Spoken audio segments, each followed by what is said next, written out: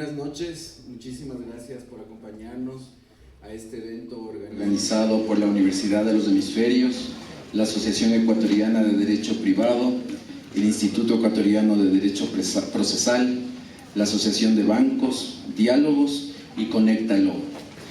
Como ustedes saben, el 29 de mayo acaba de ser publicado el nuevo Código de Comercio.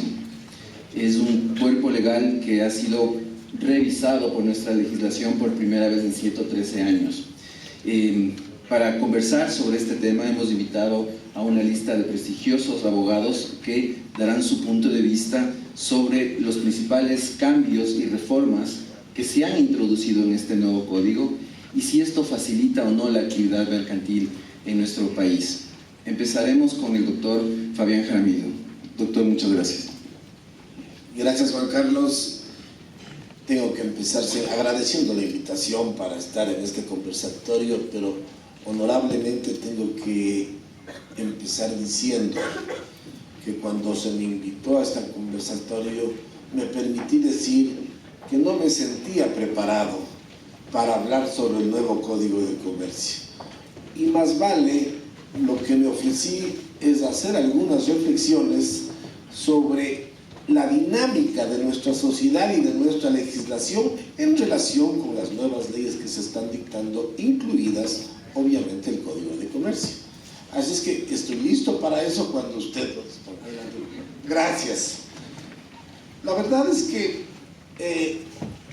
como idea primera, la cultura jurídica que ha sostenido el ejercicio de la práctica del derecho ha sido tradicionalmente apegada a las formas, que van desde nuestra forma de vestir, desde la manera de expresarnos, del lenguaje que utilizamos en nuestros escritos que normalmente lo que hacen es invocar la norma legal, mencionar la jurisprudencia y la doctrina para así fundamentar todas nuestras tesis. Eso una premisa uno sobre los abogados. Por otro lado, en el mundo de los negocios nos encontramos en que vivimos la era de la innovación, es decir, la creación de nuevos productos o servicios que generan valor y que pueden atender las nuevas y crecientes necesidades de esta sociedad. En esta era de la globalización y la transformación digital se están cambiando las estructuras empresariales, la manera de hacer negocios, de gestionar proyectos, de incentivar a las personas. La digitalización y la rapidez de las transacciones no son fenómenos exclusivos del comercio de los bienes y servicios, sino que están impactando directamente en nuestras vidas.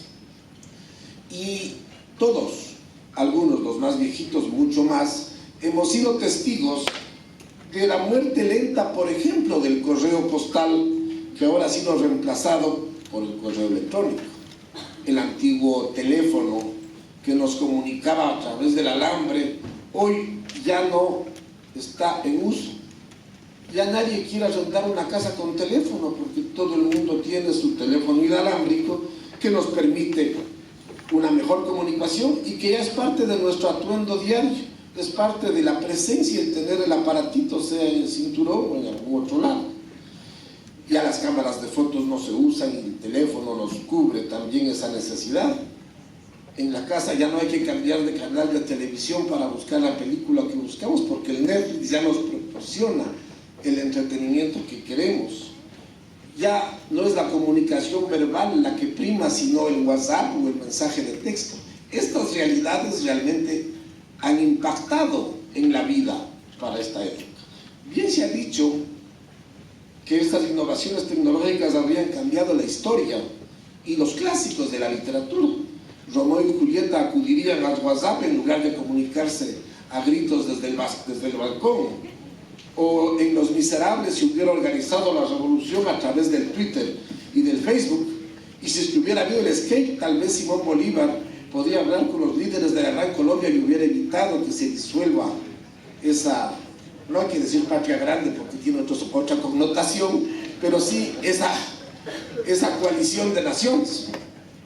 En nuestra vida personal y profesional también hay transformaciones por esta nueva era digital. Más allá de los argumentos positivos o negativos que tengamos sobre estos cambios, lo que tenemos que estar claros es que no podemos hacer nada para detener este progreso ni para retroceder.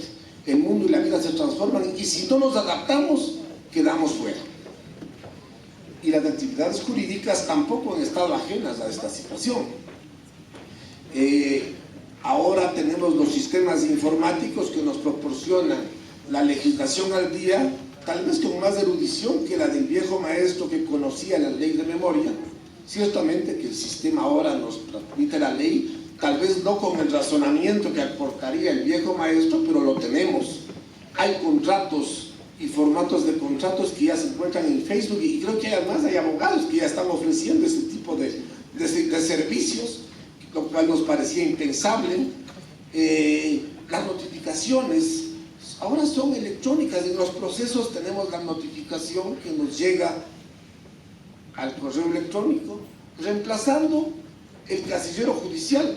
Pero para los más viejitos todavía nos acordamos de que la notificación de los procesos se nos hacía bajo la puerta por el oficial mayor del juzgado a las 6 de la tarde. O sea, esta evolución y estos cambios no podemos nosotros alejarnos. Es frecuente que la realidad se desarrolle más rápido que la ley, pero en esta época en que los cambios son vertiginosos, es mucho más distante la evolución de la ley con esa realidad. El derecho, por su parte, ha tenido un enfoque histórico. Y de nuevo nos preguntemos, cuando queremos resolver un problema o defender una situación, la reacción natural del abogado es: ¿esto ya se ha hecho antes? ¿Qué dijo la Corte sobre este caso? ¿Dónde encontraré un modelo que se adapte a esta realidad? O sea, ha sido nuestra costumbre recurrir al pasado. Esta actitud claramente tiene beneficios. Por un lado, permite ahorrar tiempo porque aprovecho lo que ya tenía.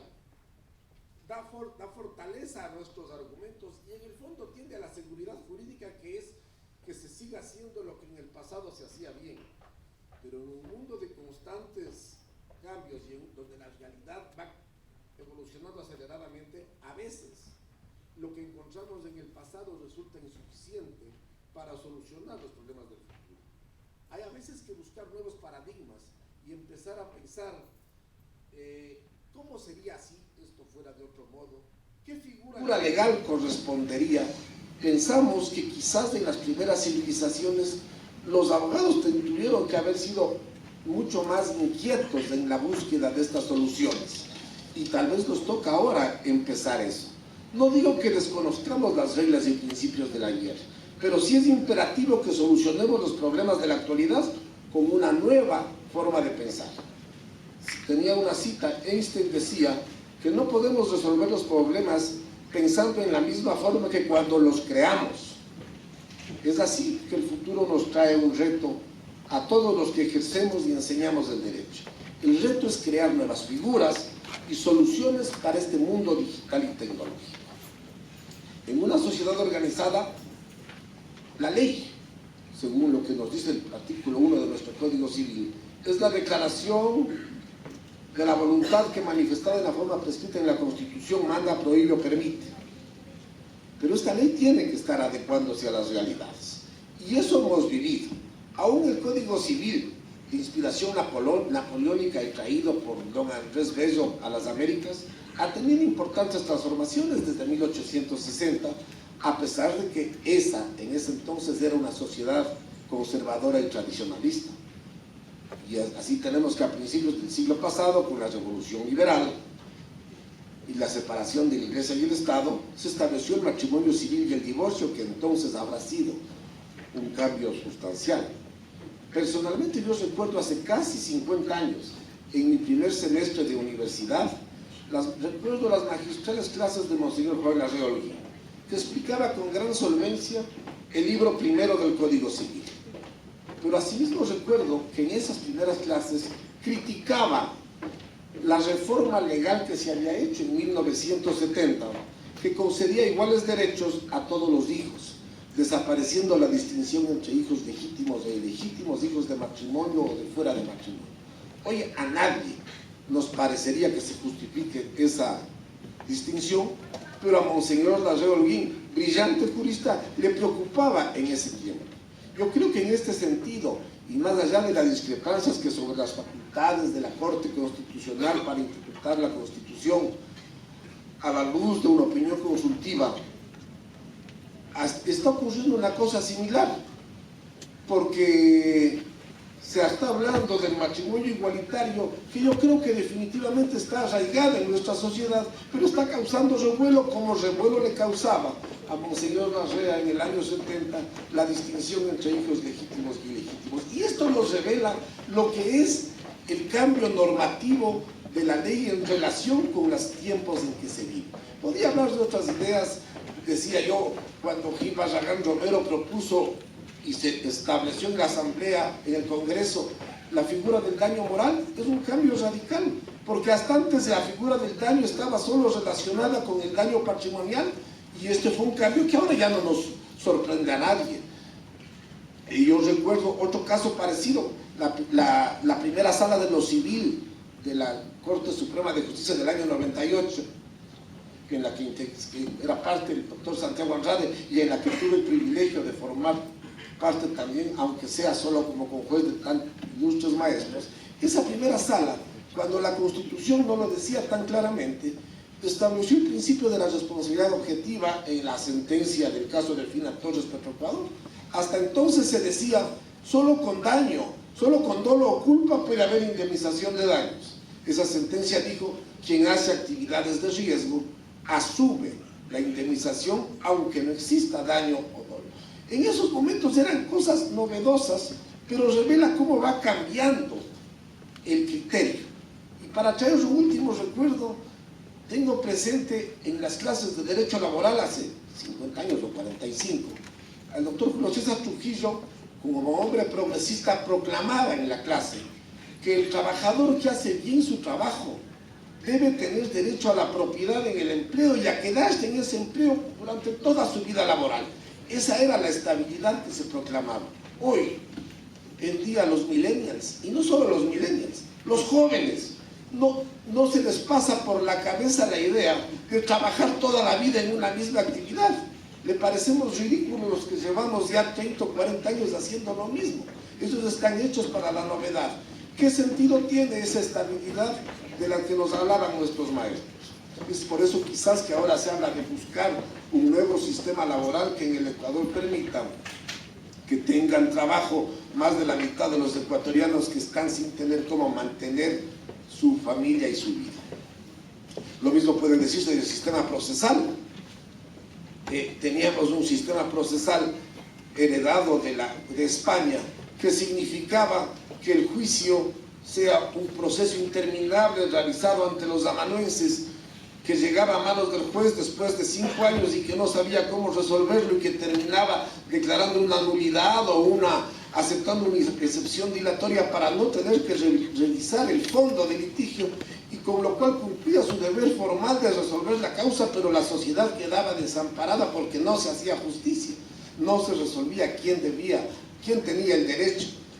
El Código Orgánico General de Procesos, con todas las críticas que se quieran hacer, definitivamente ha cambiado esta realidad, y hoy día tenemos una justicia más oportuna, un poco más transparente porque la audiencia transparenta, y finalmente con el proceso de saneamiento que se ha previsto, la sentencia siempre tiene que resolver el fondo de la controversia. Si así ha sido la evolución del derecho, tiene razón la publicidad muy bien hecha de este evento cuando dice 113 años el Código de Comercio ha permanecido inmutable.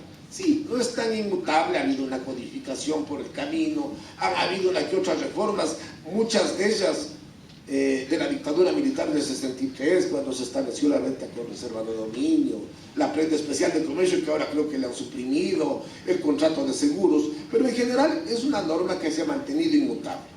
Y el comercio es esencialmente dinámico, y por lo mismo sí es sorprendente que esta normativa haya permanecido bastante inmóvil.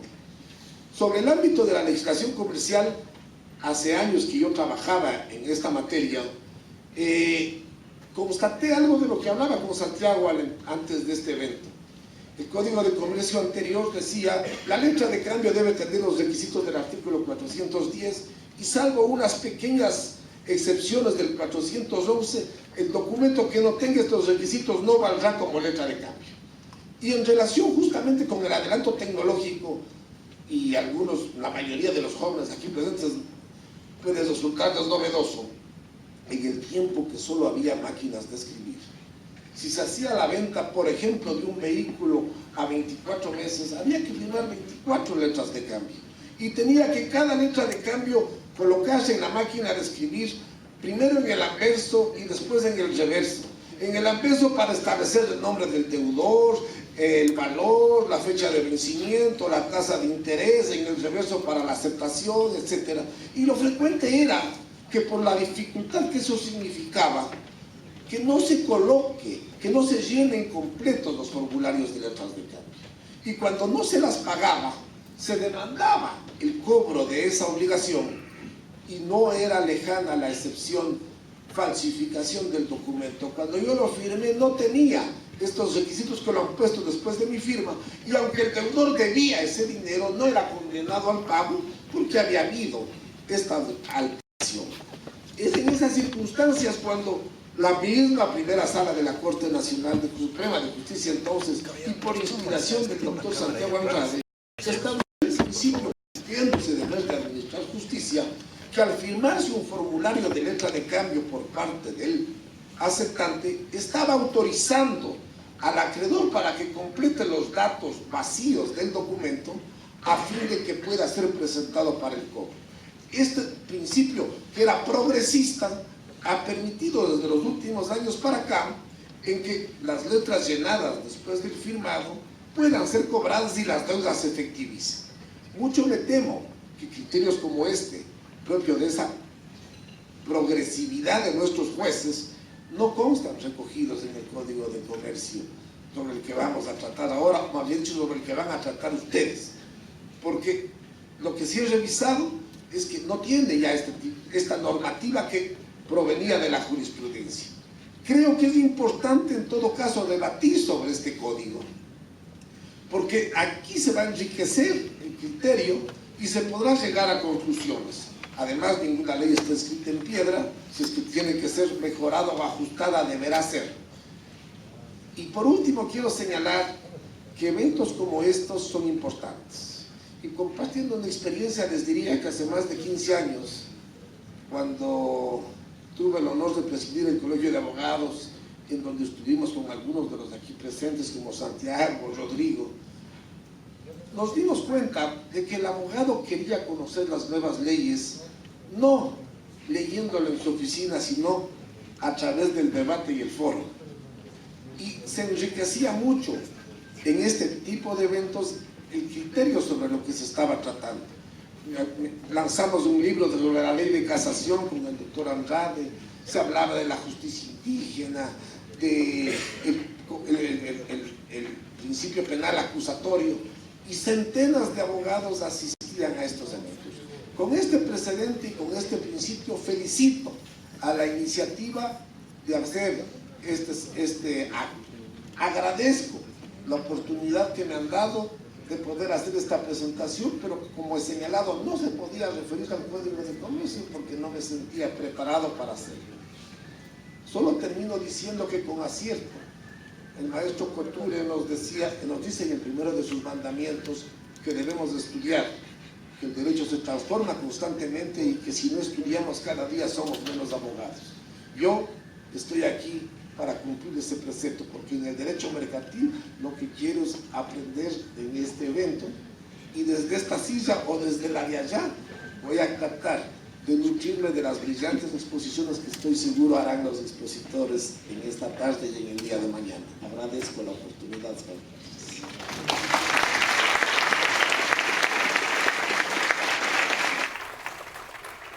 Muchas gracias, doctor. Queremos expresar el agradecimiento al apoyo que nos ha dado la Cámara de Industrias de Pichincha, el Colegio de Abogados, la Asociación de Empresas de Fideicomisos, la Asociación de Casas de Valores, ACETEL, en la organización de este evento. Ahora nos acompaña el doctor Álvaro Mejía Salazar con su charla sobre los sujetos mercantiles. Álvaro, por favor.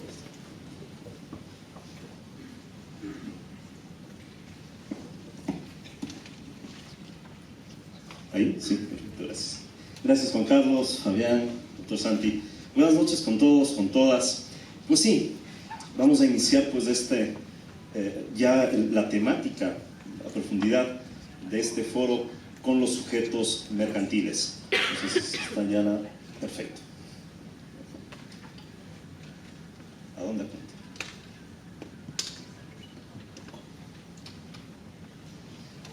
Siguiente, por favor. Gracias. Bueno, en cuanto a los sujetos mercantiles, hay ciertos cambios en el nuevo Código de Comercio. Hay ciertas cuestiones que se mantienen, otras cuestiones que van a modificar, y les invito a ir revisando un poco los contenidos normativos y a irlos comentando.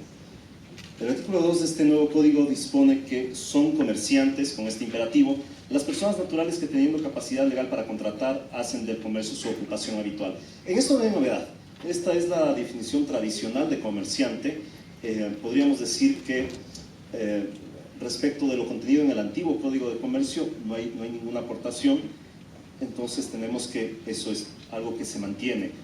Y me parece que está bien. Al comerciante siempre se lo ha concebido como aquella persona natural, mientras que a la persona jurídica de naturaleza mercantil se la ha considerado siempre como una compañía de comercio. En el Código Comercial se hacía esta distinción de que el Código de Comercio estaba pensado para la persona natural comerciante y para las relaciones y para todas las relaciones mercantiles, mientras que el Estatuto de Creación, Vida de las personas jurídicas de naturaleza mercantil estaba pues destinada a la ley de compañías. En el nuevo código hay una diferencia. En el nuevo código ya no consideramos comerciante únicamente a la persona natural, sino también a la persona jurídica. Es decir, cambiamos de esta concepción dualista que teníamos antes, Código de Comercio para la persona natural, Ley de Compañías para la persona jurídica, ambas de naturaleza mercantil. Ahora el Código de Comercio actual dispone que las sociedades constituidas con arreglo a las leyes mercantiles también serán consideradas comerciantes.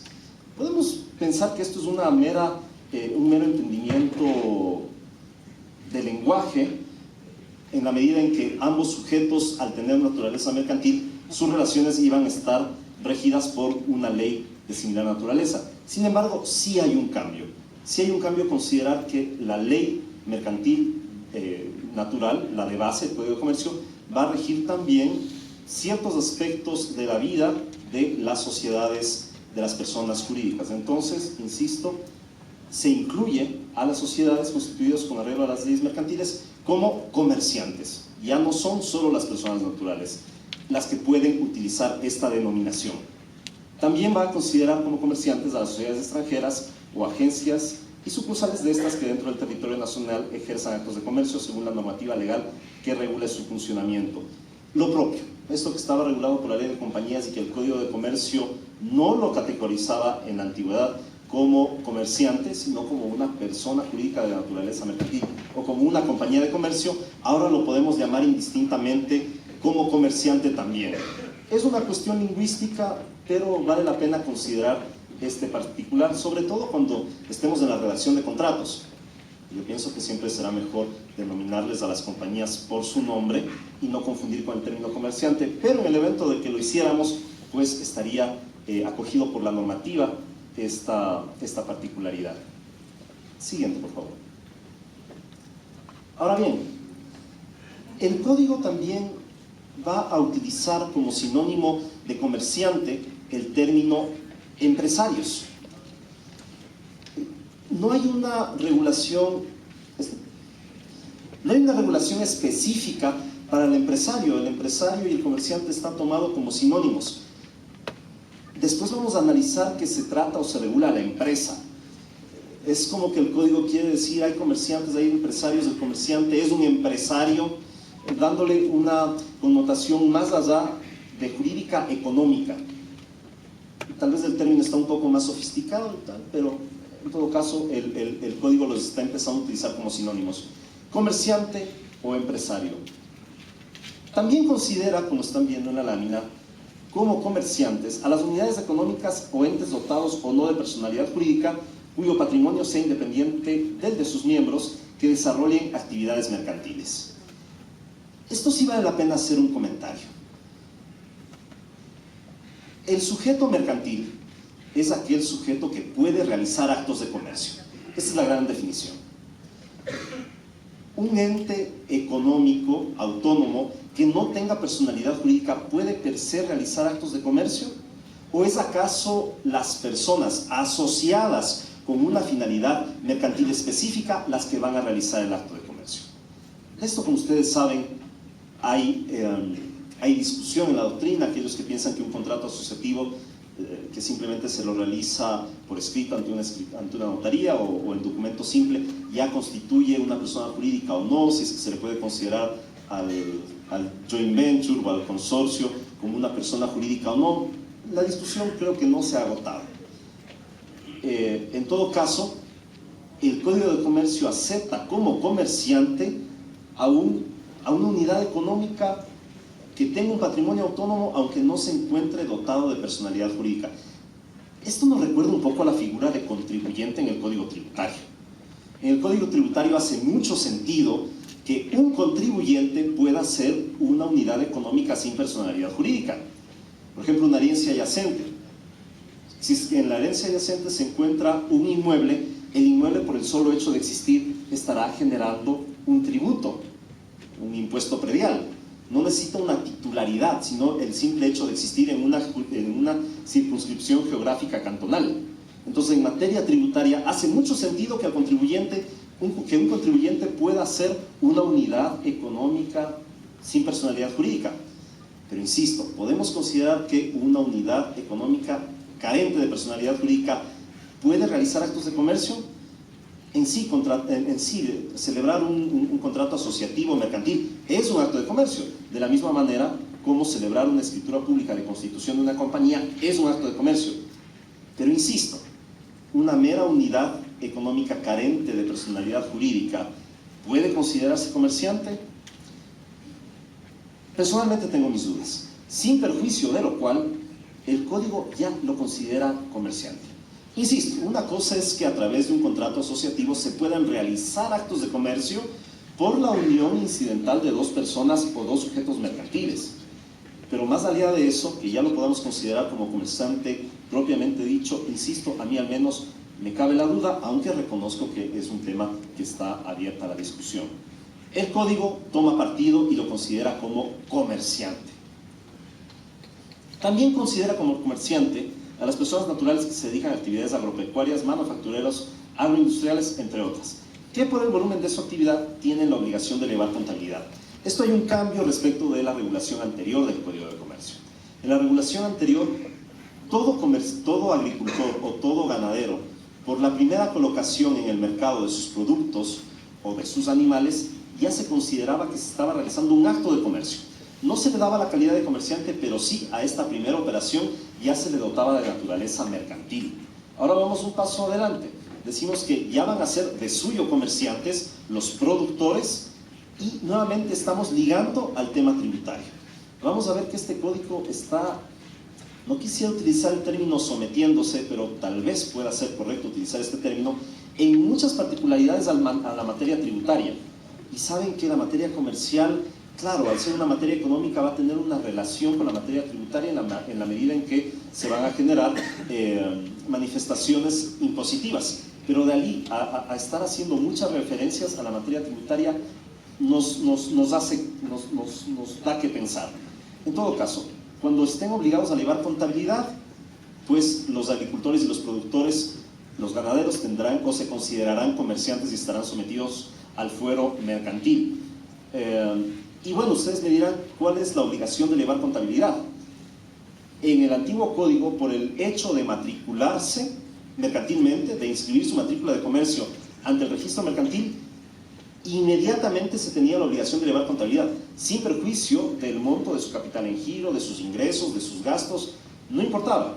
Esto no se encuentra regulado aquí y estamos sometiendo esto a la materia tributaria. Entonces tendremos que observar los parámetros tributarios para llevar contabilidad, que serán asimilables a los parámetros que la ley mercantil está estableciendo en esta oportunidad. Entonces hay un redireccionamiento a la materia tributaria en este tema también. Ahí fue.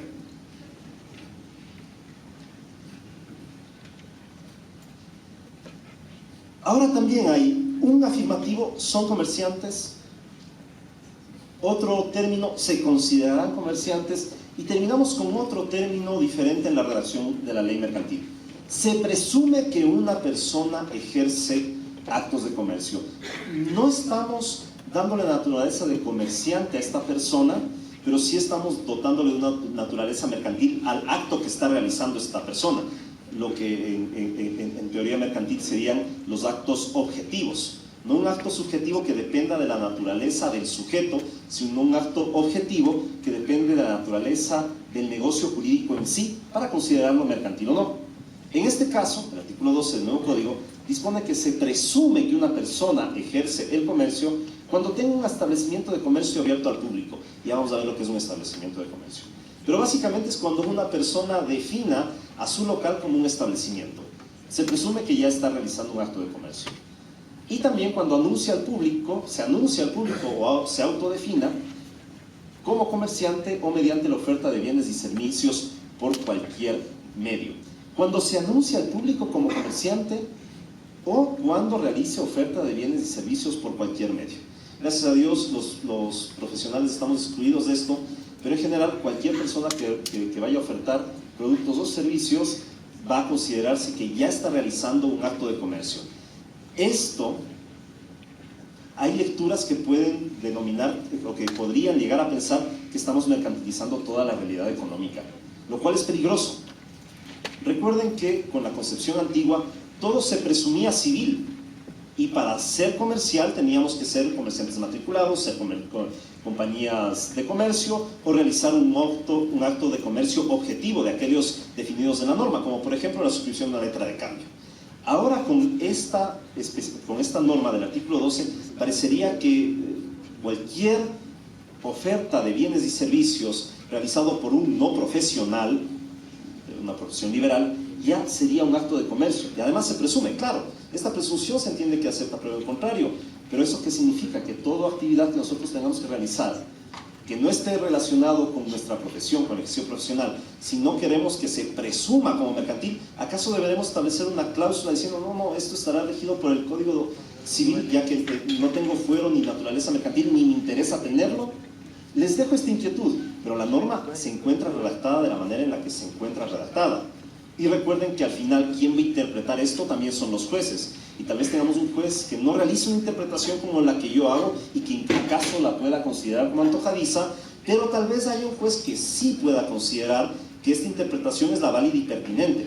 Entonces vale la pena considerar y tener en pleno conocimiento el contenido normativo al que me acabo de referir por las implicaciones eventuales que pueda tener en la interpretación normativa que se dé a este postulado.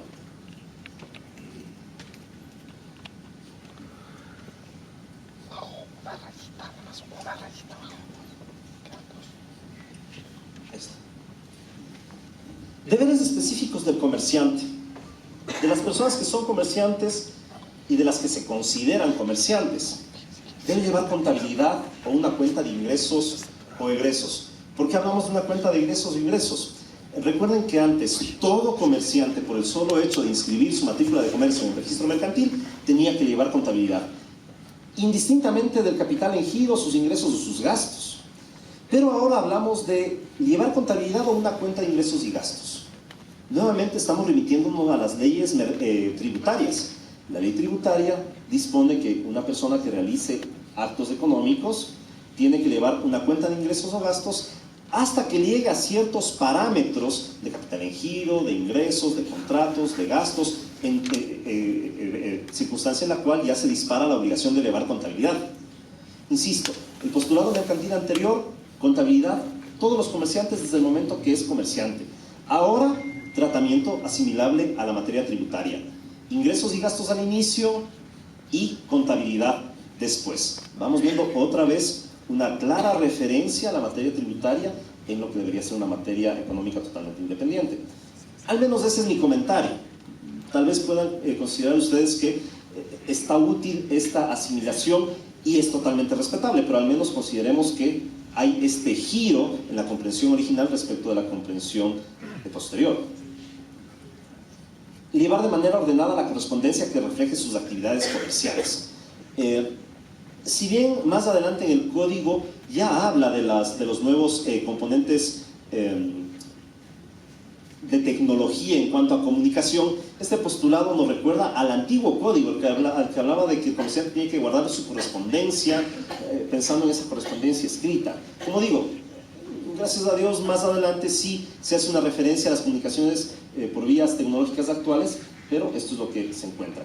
Inscribirse en el Registro Único de Contribuyentes es una obligación. Ya no es una obligación tener una matrícula de comercio, ya no es una obligación esta declaración pública de la intención de realizar actos de comercio, identificando cuál es el acto de comercio, identificando cuál es el giro específico, pues a lo que me acabo de referir, cuál es el capital con el cual se va a contar, cuál es el establecimiento, el nombre comercial. Ya no es necesaria realizar esta declaración desde una perspectiva comercial, que ustedes saben tenía mucha importancia precisamente para conocer si es que yo estaba realizando una actividad comercial, una actividad económica, con un comerciante o con el comerciante dentro de su giro de negocio. Ya no necesito esto desde la perspectiva mercantil. Ahora, ¿con qué lo suplo? Con el RUC. Claro, ustedes me pueden decir, bueno Álvaro, en el RUC hay varios de los contenidos que antes se encontraban recogidos en la matrícula de comercio. Y así es. Pero nuevamente estamos denostando las actividades propias de una naturaleza mercantil por las actividades tributarias. Nuevamente, me pueden decir, Álvaro, pero ¿para qué hacer dos actividades al mismo tiempo? Sí, en eso les acepto y ciertamente esto puede también entenderse como una simplificación, pero si es que me permiten el romanticismo mercantil, sí me llama un poco la atención que ya no tengamos que cumplir ciertos parámetros desde nuestra propia perspectiva y tengamos que siempre estar recurriendo al tema tributario. Insisto, reconozco la simplicidad y está muy bien desde esa perspectiva, pero sí hay ahora, como digo, sí desde la perspectiva mercantil estamos regresando mucho a ver al tema tributario.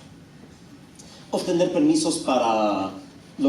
los permisos necesarios para ejercer su actividad. Esto es un mandato de la norma, pero prácticamente suena, como suelo decir a mis alumnos, como el no robarás, no mentirás. Evidentemente que hay que sacar todos los permisos que se encuentran regulados en otras leyes para cumplir válidamente cualquier actividad económica. Conservar la información relacionada con sus actividades, al menos por el tiempo que dispone el código, que son, de conformidad con el artículo 35, 7 años después del cierre de la actividad. Si es que hay muerte del comerciante, por ejemplo, los herederos deberían guardar 7 años esto, y si es que el comerciante simplemente decide ya dejar de realizar una actividad mercantil, deberá guardarlo por 7 años. 7 años que nuevamente nos recuerdan a la materia tributaria. Antes, ¿cuánto tiempo tenía que conservar el comerciante los libros? Para siempre. Claro, esto estaba un poco exagerado, ciertamente, pero nuevamente hay una referencia, hay un parámetro tributario. En mucha regulación no hay un parámetro mercantil, sino estamos recurriendo siempre al parámetro tributario. ¿Tenemos un parámetro? ¿Es más racional que tener para el resto de la vida? Sí, simplemente hacerles caer en cuenta de este detalle. Abstenerse de incurrir en prácticas sancionadas por la Ley Orgánica de Defensa del Consumidor y abstenerse de incurrir en conductas de competencia desleal y en general cualquier infracción sancionada por la Ley Orgánica del Control del Poder del Mercado. Claro, estas dos normas tienen relación con la materia tributaria y está bien que se haya hecho esta referencia. Podría caber una inquietud en la medida en que se haga un reenvío de una ley a la otra, pero en la medida en que tienen contenidos relacionados, pues nos hace sentido. Ahora bien, tampoco tenemos que olvidar que desde los inicios de la ley mercantil, desde los inicios del siglo XX, cuando teníamos el Código de Comercio, que reformado ciertamente, lo conservábamos hasta hace pocos días, este código tenía un componente en cuanto a defensa de la contraparte del comerciante, del consumidor, bastante desarrollado.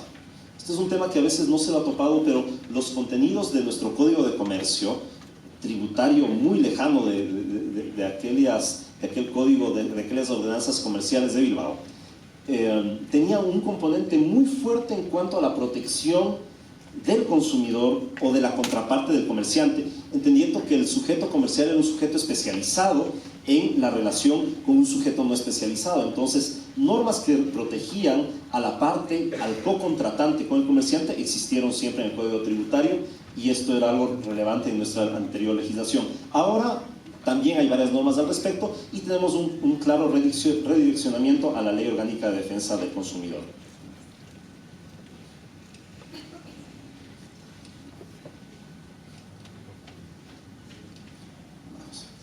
¿Quiénes no son comerciantes?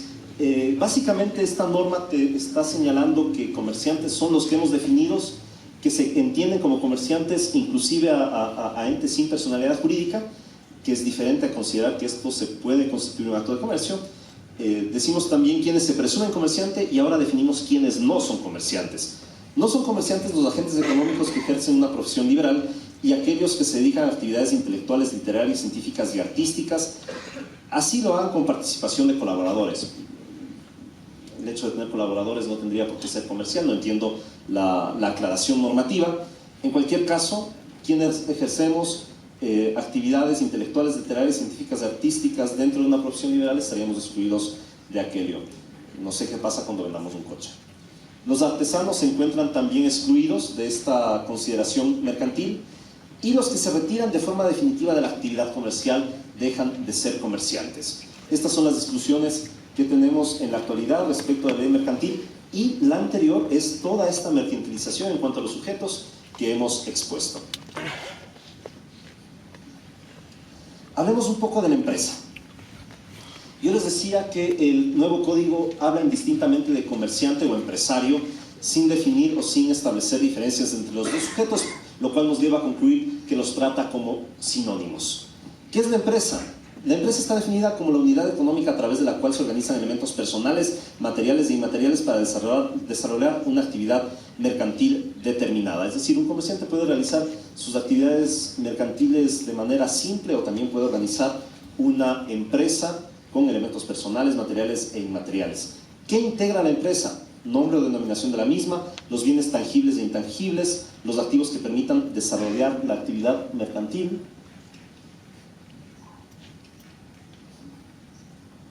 el conocimiento empleado en la actividad, el know-how en otras palabras, disculpen el anglicismo, la cartera de clientes, los derechos y obligaciones derivados de las actividades emprendidas, siempre que no provengan de contratos celebrados exclusivamente en consideración al titular de la empresa y que atañan a él como individuo particular, las relaciones jurídicas y de hecho establecidas por los empresarios para el desarrollo de la actividad, los establecimientos de comercio.